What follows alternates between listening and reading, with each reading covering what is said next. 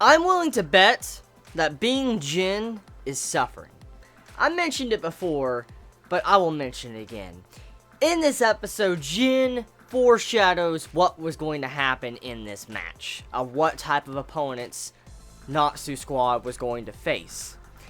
And if you were in Jin's shoes, let's be real. It would be cool to see the future. It would be. It would be cool to see what is coming and things like that. But at the exact same time, it'd be suffering. It really would. It'd be an endless hell. Because if you already knew what was going to happen, even if not everything is set in stone, like it's not certain because there's different paths, you still get to see many possible futures. So you kind of already got a rough idea of what is going to happen in the possible future. And so it makes me wonder, like, you realize how big of a hell that is if you had to go from day-to-day life already knowing what was going to happen, is already all planned out and it was governed, and you already knew that your side effect was telling you what would happen.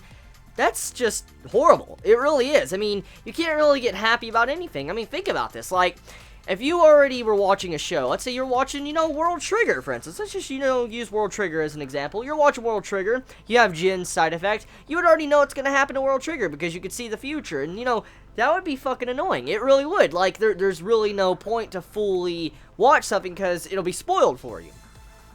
And that's kind of upsetting if you start thinking about it like that. So having Jin's side effect would definitely be suffering because you already know the outcome of everything almost. I mean, you got a rough idea, and it just, all the different situations you can kind of already tell. So I guess you can be a master manipulator like Jin is, but still, it'd be kind of suffering because you already know what's going to happen. And that must suck. It really must suck. I really gotta just feel sorry for Jin, because if you had that, it seems cool and all, but it probably is terrible. So, besides that, episode of World Trigger, we continue on with the beginning of the battle, the matchup for our squad, and right now, everybody is in a situation to where it's not really that good. Like, every individual squad, this three-way fight is not in a good situation, because it's raining, bad weather, bridge has been broken down thanks to Chica, and the entire squads have all been separated to where they can't use their aces. For instance, like, Kuga cannot come over to Osamu and Chica's side and help them out, and likewise. So it's like both sides are divided, and they each have to handle their own separate battles, which is actually a good thing, because this allows Osamu to shine by himself.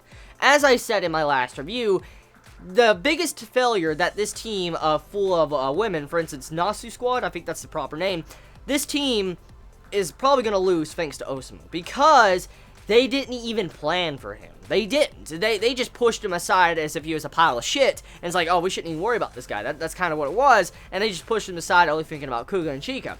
So, and the sense of that, Osamu is going to be their biggest downfall. He's going to just curb stomp them because of his mind, and also outsmarting them in some way because they think he's just a plain old amateur.